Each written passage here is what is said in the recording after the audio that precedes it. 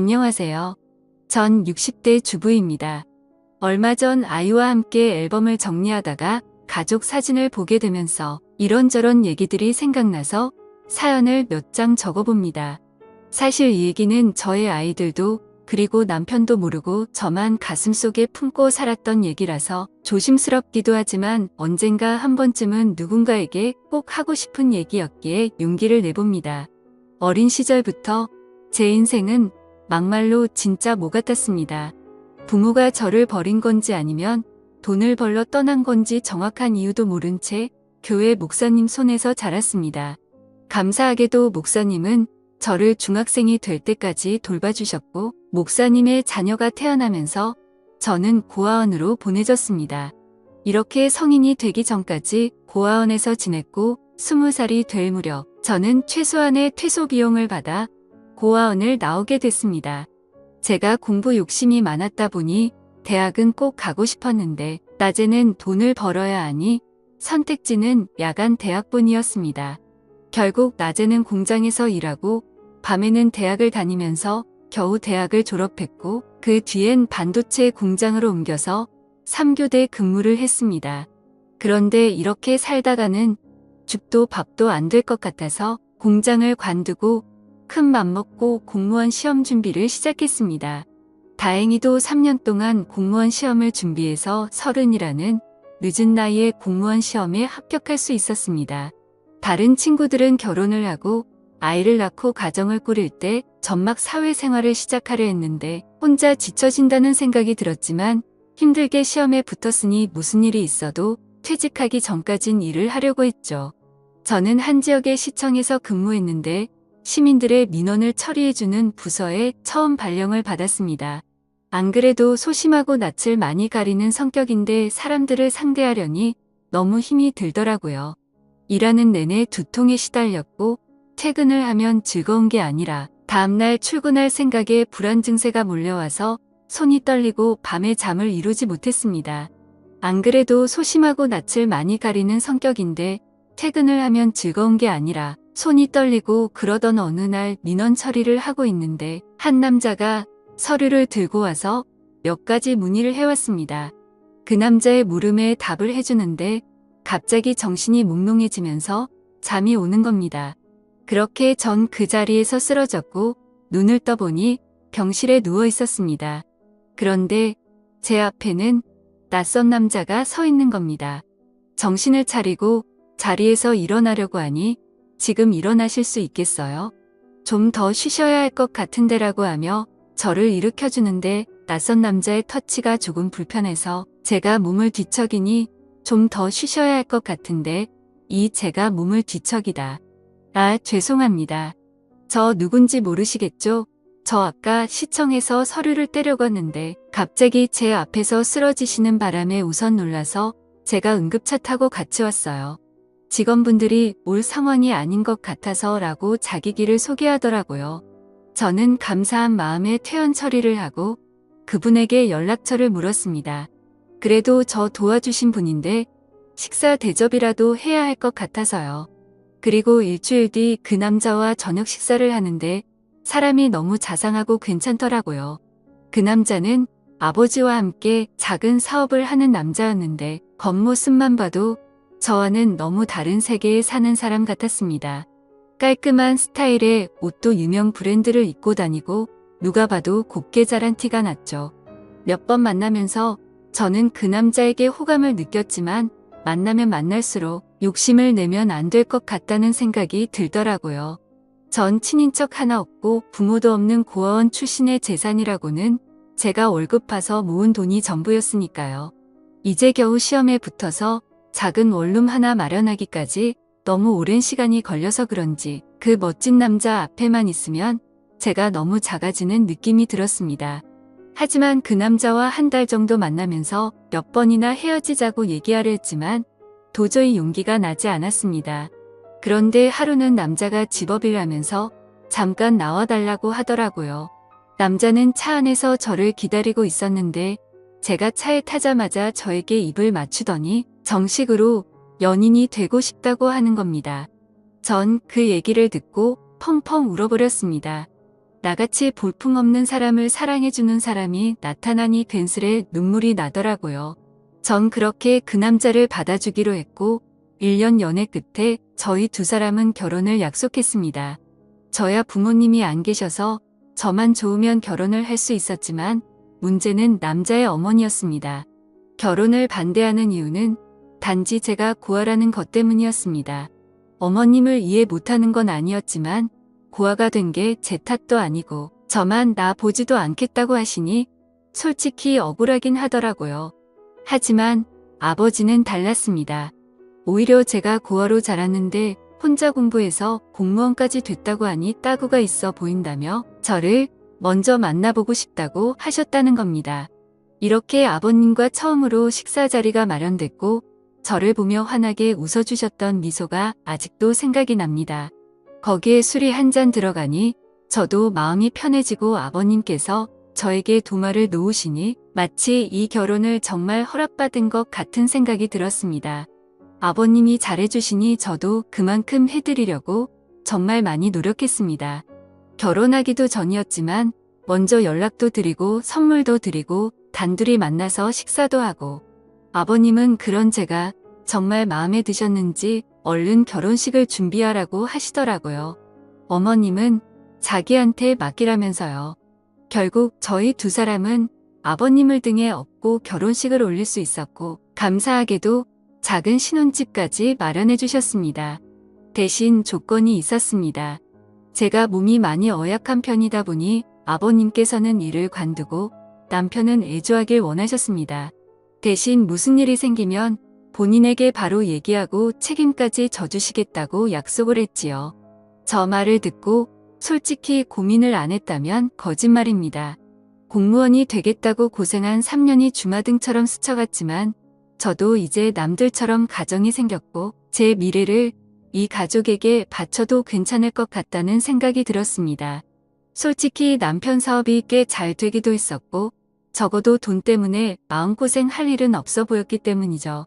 전 사직서를 제출했고 시댁 근처에 신혼집을 얻어 남편과 행복한 신혼생활을 보냈습니다. 하지만 점점 남편은 변해가기 시작했습니다.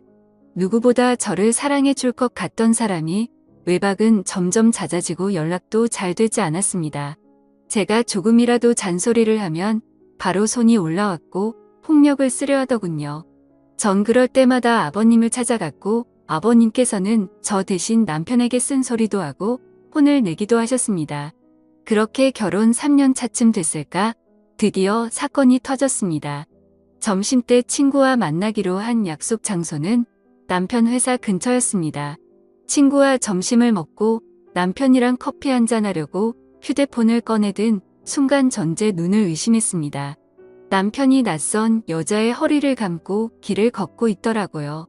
멀리 있어서 흐릿했지만 분명 제가 아침에 챙겨준 셔츠에 신발 그리고 제 키까지 누가 봐도 남편이었습니다. 그 자리에서 남편에게 달려가 딱이라도 때리고 그 여자의 머리차라도 잡았어야 했지만 전 아무 말도 하지 못했습니다. 만약 이대로 이혼을 하게 되면 앞으로 어떻게 살아가야 할지 그저 막막하기만 했거든요. 그 일이 있고 난 뒤 남편의 바람은 더 과감해졌습니다. 대놓고 집 앞에 차를 세워두고 그 여자와 데이트를 하고 동네에서도 팔짱을 끼고 다니면서 부부 행세를 했습니다. 어찌나 유난들을 떨고 다녔는지 이미 동네에선 남편이 바람을 피고 있다는 소문이 파다할 정도였으니까요. 한 번은 동네에 부끄럽게 뭐하는 거야. 바람을 피려면 조용히 피던가 하고 먼저 한마디 던졌더니 황당하다는 듯 대답하더군요. 여자가 말이야 남편이 집에 오면 좀 살갑게 애교도 부리고 그래야지 목석처럼 앉아서 말 한마디 안 하는데 무슨 재미로 집에 오겠냐 안 그래? 저 말을 듣는데 기가 막히더군요. 마치 자기가 바람을 핀 이유가 저 때문이라는 것처럼 말을 하고는 문을 쾅 닫고 나가버렸습니다. 저는 저 말을 꺼내기까지 몇 날 며칠을 고민했는데 고작 돌아오는 대답이 저 따위라니. 이대로 집에 혼자 있으면 이대로 제가 죽어버릴 것만 같아서 누군가에게 위로받고 싶었지만 전화 한 통 걸 곳이 없었습니다. 전 결국 시댁에 모든 사실을 다 얘기했고 어머님은 남자가 사업을 하다 보면 그럴 수도 있는 거라며 그냥 잊고 살라고 하는 반면 아버님은 달랐습니다. 이 새끼 저 새끼 이대 담지 못할 험한 욕을 하시더니 남편에게 전화를 걸어 당장 집으로 오라고 하시더군요. 그날 밤 남편은 밤새도록 아버님에게 두들겨 맞았습니다. 마음 같아서는 당장 이혼이라도 하고 싶었지만 뱃속에 아이와 직장도 없는 제가 갈 곳이 없었기에 섣불리 이혼 얘기는 꺼내지도 못하겠다고요.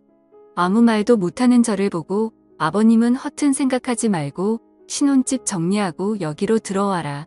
내가 저놈은 무슨 일이 있어도 버릇을 고쳐놓을 테니 나만 믿고 들어와라고 하시더군요. 평소 아버님 말이라면 꼼짝을 못하던 남편은 일주일 만에 신혼집을 정리했고 저희 부부는 결국 시댁으로 들어오게 됐습니다. 아버님 말대로 시댁으로 들어오니 남편이 꼼짝을 못하더라고요. 그렇게 5년 정도 그 집에 살면서 아이도 출산했고 크고 작은 사건들은 있었지만 그냥 남들처럼 평범한 날들을 보냈습니다. 저는 평소처럼 아이를 어린이집에 데려다주고 집으로 돌아오는 길이었습니다. 깜빡하고 열쇠를 안 가지고 와서 밖에서 문을 두드렸는데 인기척이 없는 겁니다. 분명 어머님이 집에 쉴 시간인데 아무 소리도 들리지 않길래 어머님께 전화를 걸었지만 받지 않으시더라고요. 괜스레 불길한 예감이 들어 열쇠 수리공을 불러 문을 열었습니다. 그런데 현관문을 여는 순간 저는 너무 놀라서 제자리에 주저앉아 버렸습니다. 어머님이 가슴을 부여잡고 문 앞에 쓰러져 계시는 겁니다. 놀란 저 대신 열쇠 수리공이 119에 신고를 해주었고 응급차를 타고 가면서 가족들에게 전화를 걸었습니다. 안녕하세요.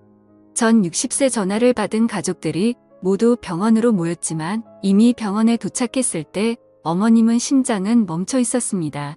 평소 혈관 질환을 갖고 계셔서 건강에 주의를 했지만 급성 심근경색으로 돌아가셨다는 얘기를 듣게 되었습니다. 너무 갑작스러운 죽음 앞에 가족들 모두 슬픔을 감추지 못했고 아버님은 어머님 손을 잡고 펑펑 우셨습니다. 그렇게 갑작스레 어머님이 돌아가시고 난 뒤 아버님의 건강도 급격히 안 좋아지기 시작했습니다. 신우들은 이미 결혼을 해서 아버님을 모실 수 없다는 입장이었고 제가 집에 있으니 요양보호사는 부르지 말자고 하더군요. 결국 전 아버님과 함께 살며 아버님의 수발을 들었습니다. 매니마다 식사를 챙겨드리는 것은 기본이었고 관절염이 심해지셔서 거동이 불편하신 아버님은 휠체어 생활을 하셨는데 화장실에 가실 때나 밖에 볼 일이 있으실 때도 항상 제가 아버님을 모시고 다녔습니다. 솔직히 처음 오면은 왜 내가 이런 일을 해야 하는지 싶은 생각에 도망치고 싶고 아버님이 원망스럽기도 했습니다. 돈이 없는 집도 아니고 누가 나한테 월급을 주는 것도 아닌데 자식들도 안 하는 걸 며느리인 제가 하고 있으니 가끔 투정을 부리고 화를 내는 저를 보면서 아버님도 제게 죄스러운 마음이 드셨나 봅니다. 제가 짜증을 내도 아버님은 저에게 미안하다는 말을 달고 사셨습니다. 하루는 제발 요양원으로 보내달라 사정하시는데 저 때문인 것 같아서 눈물이 다 나더라고요. 결국 아버님께 제가 할 수 있을 때까진 모시겠다고 약속을 드렸죠. 그렇게 아버님을 모시고 산지 15년이라는 세월이 흘렀습니다. 서로 살부비며 살다 보니 아빠와 딸처럼 정말 망역한 사이가 되었고 신기하게도 아버님이 점점 건강을 되찾으시는 게 눈에 보였습니다. 낮에는 저랑 같이 밖에 나가서 같이 산책도 하고 바람도 좀 쐬면서 즐거운 시간을 보내는 반면 밤만 되면 저랑 남편을 빤히 저를 쳐다보시기만 하고 묻는 말에는 대답도 하지 않으시더라고요. 그리고 새벽부터 일어나서는 방 안에서 혼자 어머님의 이름을 부르면서 막 울부짖기도 하셨습니다. 하루는 남편이 조심스럽게 먼저 제게 말을 꺼내더라고요. 여보, 내 생각엔 아버지 치매 같은데 좀 이상하잖아. 대답도 잘 안 하고 말도 잘 못 알아듣는 것 같은데 낮에 시간 될 때 당신이 모시고 병원 좀 가봐. 거참 노인네. 이젠 하다하다 머리가 말썽이네. 제가 치매 노인을 겪어본 적은 없지만 치매라기엔 아버님은 저와 대화도 잘하시고 장난도 잘 치셨는데 남편이 저렇게 얘기하는 걸 보니 맞는 것 같기도 하고 좀처럼 감을 잡을 수가 없더라고요. 날이 밝으면 아버님을 모시고 병원에 가야 하나 생각하고 침대에 누워 잠이 들렸는데 밖에서 인기척이 들리는 겁니다. 남편은 제 옆에 누워 코를 골며 자고 있고 인기척이라면 아버님뿐인데 뭐가 필요하신가 싶어 밖에 나왔더니 후다닥 방으로 들어가시더라고요. 그 다음 날도 또 다음 날도 아버님은 밤마다 제 방 앞에서 서성이시다가 제가 나오면 다시 방으로 들어가셨습니다. 왜 저러시는 건지 궁금하면서도 별별 생각이 다 들더군요. 어머님이 일찍 돌아가신 후로 외로워서 저러시는 건지 뭐가 필요하신데 말을 못하시는 건지 저는 걱정스런 마음에 거실에서 아버님을 기다리기로 했습니다. 졸린 눈을 비비면서 아버님을 기다리고 있는데 새벽 1시가 넘어서야 아버님이 방에서 나오시더라고요. 그런데 이상하게도 저를 보고는 놀라지도 않으시는 겁니다. 제가 작은 목소리로 아버님, 뭐 필요한 거 있으세요? 저한테 말씀하세요. 라고 했더니 아버님이 제 옆에 앉으시더니 제 손을 꼭 잡으셨습니다. 그리고는 작은 소리로 뭐라고 하시는데 처음엔 무슨 말씀을 하시는 건지 이해가 잘 되지 않았습니다. 그런데 갑자기 아버님이 눈물을 뚝뚝 흘리시는 겁니다. 큰 소리로 울지는 못하시고 숨죽여서 우시는데 저까지도 눈물이 나더라고요. 저는 이유도 모른 채 아버님을 위로해드렸고 아버님은 힘들게 입을 여셨습니다. 희정아, 정말 고맙다. 내가 너한테 정말 고마워서 은혜를 어떻게 갚아야 할지도 모르겠다. 그리고 정말 고생 많았다. 내가 한 번은 꼭 말해야지. 생각을 했는데 정말 고생 많았다. 라고 말씀해 주시더라고요. 15년이 넘는 시간 동안 아버님을 모시고 살았지만 미안하다는 말뿐 고맙다거나 고생했다는 말은 한 번도 해주신 적이 없으셨거든요. 제가 아버님 앞에서 울자 아버님은 저를 꼭 안아주셨습니다. 그리고는 몇 시간 동안 이런저런 얘기들을 나눴지요. 그리고는 동이틀 무렵 아버님은 저에게 작은 종이 한 장을 보여주셨습니다. 그 종이 속에는 유언장이라는 세 글자가 적혀 있었습니다. 그리고 그 유언장에 적힌 내용을 보고 저는 깜짝 놀랄 수밖에 없었습니다. 아버님이 가지고 계신 재산의 일부만 남겨두고 모두 저에게 위임하고 싶다는 내용이었습니다. 가슴에 손을 얹고 저는 돈을 바라고 아버님을 모신 것이 아니라 정말 제 아버지라는 생각으로 아버님을 모신 건데 그 유언장을 보고 마음이 너무 무거워졌습니다. 아버님, 제가 이런 걸 바라고 아버님과 함께 지낸 게 아니에요. 아버님은 그냥 제 아버지나 다름없으시고 제가 잘해드린 것도 없는데 라며 말끝을 흘렸지요. 그럼 알지 내가 왜 그걸 모르겠니? 자식들도 다 마다한 걸 며느리인 내가 해줬으니 거절 말고 받아라. 내 평생 은혜를 갚으려면 이걸로도 많이 부족하다만 이렇게라도 해야 내 마음이 편해질 것 같다. 말씀하시고는 방으로 들어가셨습니다. 그 일이 있고 난 뒤 저 남편 아버님 모두 아무 일 없다는 듯 평범하게 지냈습니다. 저도 아버님도 그날 일에 대해서는 얘기를 꺼내지 않았지요. 그리고 3년 뒤쯤 아버님의 아침상을 차려서 방으로 가지고 들어갔는데 아버님께서 누워서 눈만 껌뻑껌뻑 하시는 겁니다. 아버님 일어나서 식사 드세요. 마늘 장아찌 좋아하셔서 그거 만들었어요. 하고 말씀드리는 순간 헛기침을 크게 하시더니 그 자리에서 숨을 거두셨습니다. 저는 아버님을 끌어안고 펑펑 울었고 결국 아버님의 인종을 지킨 며느리가 됐습니다. 아버님 장례를 치르고 물건들을 정리하는데 신우들이 집으로 몰려왔습니다. 아버지 유언장을 발견했다는데 신우가 갖고 있는 유언장에는 재산의 10%를 자식 셋이 나눠 갖고 나머지는 아버님께서 평생 후원해 오신 보육원에 기부하겠다는 내용이었습니다. 그 유언장을 보고는 세 남매는 아버님을 원망하는 곡소리를 냈고 그 모습을 보면서 저는 그 모습을 멀뚱멀뚱 바라만 보고 있었습니다. 물론 아버님이 제게 주신 유언장 얘기는 굳이 하지 않았지요. 어차피 제 돈도 아니었고 아버님께서 좋은 일에 쓰시겠다고 결정하셨으니 그 뜻을 따르는 게 맞다고 생각했거든요. 그리고 한 달 정도 시간이 흐르고 우리 집으로 웬 남자가 한 명 찾아왔습니다. 그 남자는 자신을 변호사라고 소개하고 작은 명함과 함께 재산 위임장과 이혼 서류를 제게 건네주었습니다. 알고 보니 살아생전 아버님께서 변호사를 통해 유언장을 미리 전달해 두셨고 재산 위임 조건은 남편과 이혼하는 것이라고 하셨답니다. 이 사실은 돌아가신 아버님과 변호사 그리고 저만 알고 있으니 걱정하지 말라고 얘기하시는데 전 그 자리에 주저앉아 펑펑 울어버렸습니다. 아버님 바람대로 전 짐을 싸서 그 집을 나왔고 아버님이 남겨주신 재산으로 작은 아파트 한 채를 구입했습니다. 그리고 남편에게는 이혼 서류를 우편으로 보냈습니다. 다행인지 불행인지 남편은 별말 없이 동의했고 저희 부부는 그렇게 합의하에 이혼을 하게 됐지요. 벌써 아버님이 돌아가시고 남편과 이혼을 한 지 5년이 지났습니다. 전 지금도 아버님 일이 되면 저 혼자 작게 제사를 지내고 가끔 산소에 찾아뵙고 인사도 드립니다. 비록 제가 며느리로 아버님을 만났지만 친부모보다 저를 예쁘게 해주시고 사랑해주신 아버님에게 기회를 통해 정말 감사하고 사랑한다고 말씀드리고 싶습니다. 아버님 정말 감사합니다.